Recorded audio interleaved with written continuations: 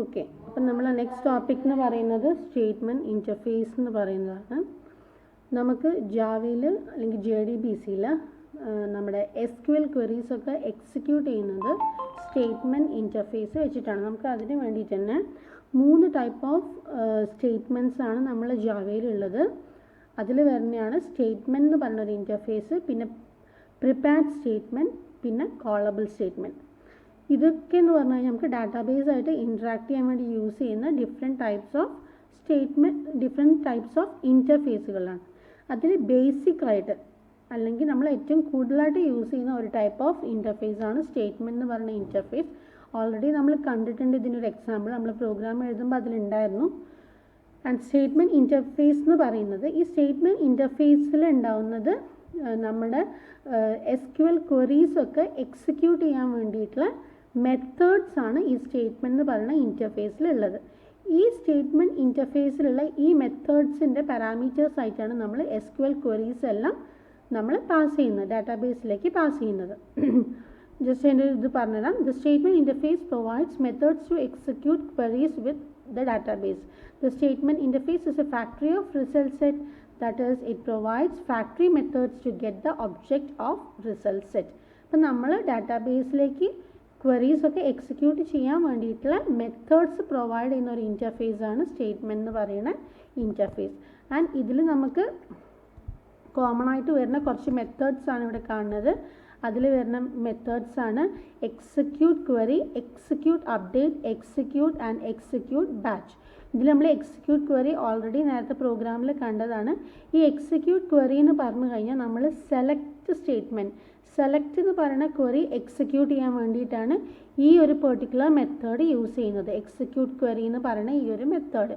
ഇനി രണ്ടാമത് വരുന്നതാണ് എക്സിക്യൂട്ട് അപ്ഡേറ്റ് എന്ന് പറയുന്ന മെത്തേഡ് യൂസ് ചെയ്യുന്നത് നമ്മൾ ഇൻസേർട്ട്, ഡിലീറ്റ്, അപ്ഡേറ്റ് അങ്ങനെയുള്ള SQL ക്വറീസൊക്കെ എക്സിക്യൂട്ട് ചെയ്യാൻ വേണ്ടിയിട്ടാണ് യൂസ് ചെയ്യുന്നത്. ദെൻ എക്സിക്യൂട്ട് എന്ന് പറയുന്നൊരു മെത്തേഡ് ഉണ്ട്. ഈ എക്സിക്യൂട്ട് എന്ന് പറയുന്ന മെത്തേഡ് യൂസ് ചെയ്യുന്നത് മൾട്ടിപ്പിൾ റിസൾട്ട്സ് ആണ് നമുക്ക് വരുന്നതെങ്കിൽ അവിടെ നമ്മൾ യൂസ് ചെയ്യുന്ന ഒരു മെത്തേഡാണ് എക്സിക്യൂട്ട്. ആൻഡ് എക്സിക്യൂട്ട് ബാച്ച് എന്ന് പറഞ്ഞ 4th ടൈപ്പ് ഓഫ് മെത്തേഡിൽ നമുക്ക് ബാച്ച് ഓഫ് കമാൻഡ്സ് കൊടുക്കാൻ പറ്റും. അതായത് കുറേ കമാൻഡ്സ് ഒരുമിച്ച് കൊടുക്കാൻ പറ്റുന്ന ഒരു മെത്തേഡാണ് എക്സിക്യൂട്ട് ബാച്ച് എന്ന് പറയുന്നത്. അങ്ങനെ ഈ സ്റ്റേറ്റ്മെൻറ്റ് എന്ന് പറയുന്ന ഇൻ്റർഫേസിൽ ഡാറ്റാബേസ് ആയിട്ട് ഇൻട്രാക്ട് ചെയ്യാൻ ഈ 4 മെത്തേഡ്സ് ആണ് മെയിനായിട്ടുള്ളത്. Execute query, execute update, execute and execute batch. And ഇതിൽ നമ്മൾ കോമൺ ആയിട്ട് യൂസ് ചെയ്യുന്ന 2 മെത്തേഡ്സ് ആണ് എക്സിക്യൂട്ട് ക്വറി എന്ന് പറയുന്ന മെത്തേഡും അതുപോലെ തന്നെ എക്സിക്യൂട്ട് അപ്ഡേറ്റ് എന്ന് പറയുന്ന മെത്തേഡും. എക്സിക്യൂട്ട് ക്വറിയിൽ നമ്മൾ സെലക്ട് സ്റ്റേറ്റ്മെൻറ്റ് മാത്രമാണ് യൂസ് ചെയ്യുക. ആൻഡ് എക്സിക്യൂട്ട് അപ്ഡേറ്റിലാണ് ബാക്കിയുള്ള എല്ലാ SQL സ്റ്റേറ്റ്മെൻറ്റ്സും നമ്മൾ യൂസ് ചെയ്യുന്നത്. ഓക്കെ, അപ്പോൾ ഇതാണ് ഒരു ടൈപ്പ് ഓഫ് സ്റ്റേറ്റ്മെൻറ്റ് എന്ന് പറയുന്നത്. രണ്ടാമത്തെ ടൈപ്പ് ഓഫ് സ്റ്റേറ്റ്മെൻറ്റ് എന്ന് പറയുന്നതാണ് നമ്മുടെ പ്രിപ്പയർഡ് സ്റ്റേറ്റ്മെൻറ്റ്.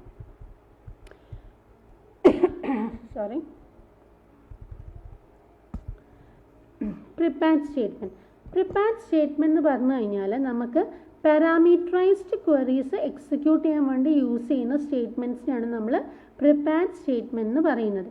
ഈ പ്രിപ്പയർഡ് സ്റ്റേറ്റ്മെൻറ്റ് എന്ന് പറയുന്ന സ്റ്റേറ്റ്മെൻറ്റ് എന്ന് പറയുന്ന ഇൻ്റർഫേസിനെ ഇൻഹെറിറ്റ് ചെയ്തിട്ടുള്ള ഒരു ഇൻ്റർഫേസാണ്, അല്ലെങ്കിൽ സ്റ്റേറ്റ്മെൻറ്റിൻ്റെ സബ് ഇൻ്റർഫേസ് ആയിട്ട് വരുന്നതാണ് പ്രിപ്പയർഡ് സ്റ്റേറ്റ്മെൻറ്റ് എന്ന് പറയുന്ന ഇൻ്റർഫേസ്.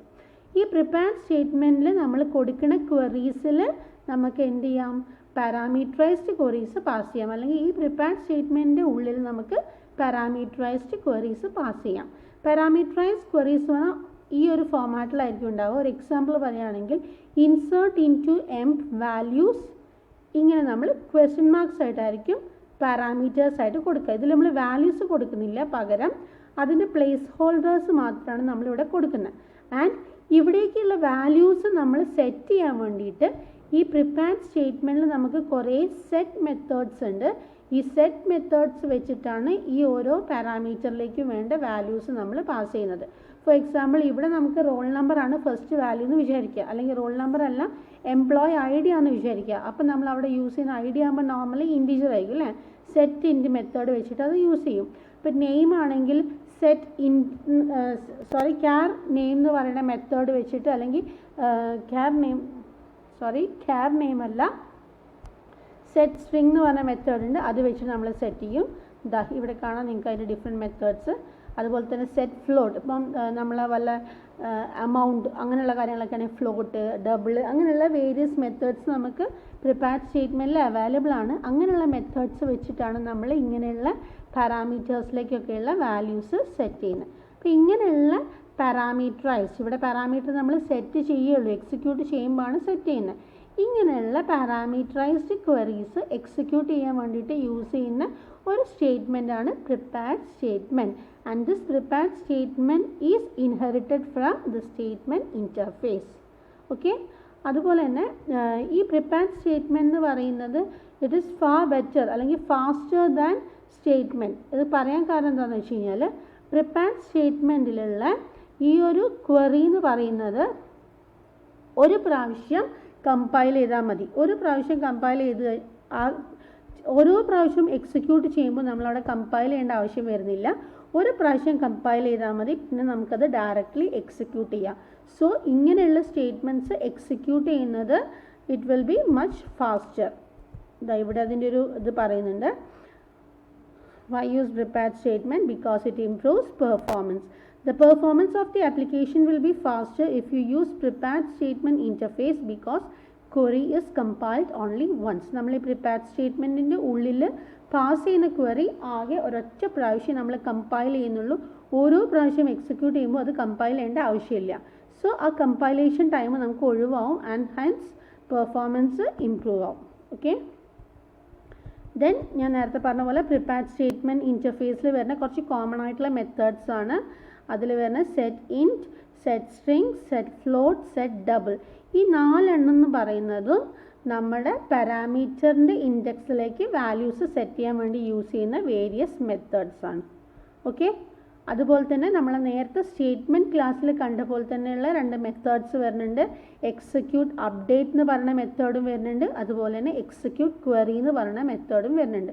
അതിൽ നമ്മൾ നേരത്തെ പറഞ്ഞ സെയിം ഫംഗ്ഷൻ തന്നെ. എക്സിക്യൂട്ട് അപ്ഡേറ്റ് എന്ന് പറയുന്നത് ഇൻസേർട്ട്, അപ്ഡേറ്റ്, ഡിലീറ്റ് പോലെയുള്ള വേരിയസ് SQL ഫംഗ്ഷൻസ് എക്സിക്യൂട്ട് ചെയ്യാൻ വേണ്ടിയിട്ടും, ആൻഡ് എക്സിക്യൂട്ട് ക്വറി എന്ന് പറയുന്നത് to execute the select query, അതിന് വേണ്ടിയിട്ടും യൂസ് ചെയ്യുന്ന ഒരു മെത്തേഡാണ്.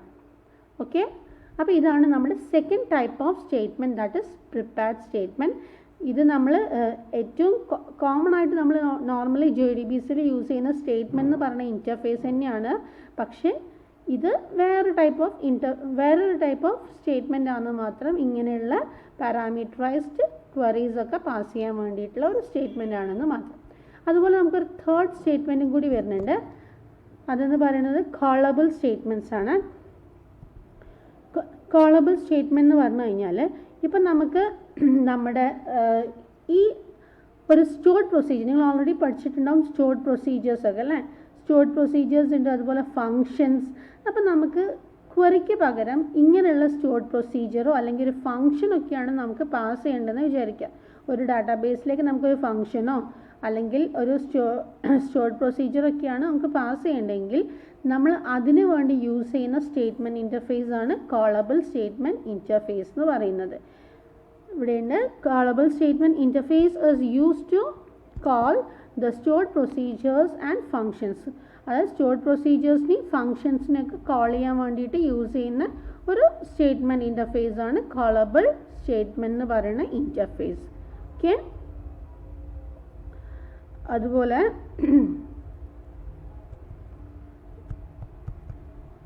ഇത് ജസ്റ്റ് ഒരു ഡിഫറൻസ് പറയുന്നുണ്ട്. What is the difference between stored procedures and functions? Stored പ്രൊസീജിയേഴ്സിൽ നോർമലി ഉണ്ടാകുന്നത് ബിസിനസ് ലോജിക്കുകളായിരിക്കും. ബിസിനസ് ലോജിക്കുകൾ സ്റ്റോർ ചെയ്ത് വെച്ചിട്ടുള്ള, നിങ്ങൾ ഓൾറെഡി ഡാറ്റാബേസിൽ പഠിക്കുന്ന ഒരു കാര്യമാണ്. ബിസിനസ് ലോജിക്കുകളൊക്കെ സ്റ്റോർ ചെയ്ത് വെച്ചിട്ടുള്ള ഒരു ഫംഗ്ഷനാണ് സ്റ്റോർഡ് പ്രൊസീജിയർ എന്ന് പറയുന്നത്. ബട്ട് നമ്മൾ കാണുന്ന ഫംഗ്ഷൻ, നോർമൽ ഫംഗ്ഷൻ എന്ന് പറയുന്നത് അതിൽ എന്താ ഉണ്ടാവുക? കാൽക്കുലേഷൻസ് ഒക്കെ ആയിരിക്കും ഉണ്ടാവുക അല്ലേ. എന്തെങ്കിലുമൊക്കെ കാൽക്കുലേഷൻ അങ്ങനെയുള്ള കാര്യങ്ങളൊക്കെ പെർഫോം ചെയ്യാൻ വേണ്ടിയിട്ടായിരിക്കും ഫങ്ഷൻസ് യൂസ് ചെയ്യുക. സ്റ്റോർഡ് പ്രൊസീജിയേഴ്സ് ആണെങ്കിൽ നമ്മളവിടെ ബിസിനസ് ലോജിക്കിനാണ് യൂസ് ചെയ്യുക. Then the second difference is stored procedures must not have the return type, whereas function must have the return type. നമ്മൾ ഓൾറെഡി നമ്മൾ കണ്ടുകൊണ്ടിരിക്കുന്നതാണ് ഒരു ഫംഗ്ഷൻ ആണെങ്കിൽ അതിനൊരു റിട്ടേൺ ടൈപ്പ് ഉണ്ടാവും അല്ലേ.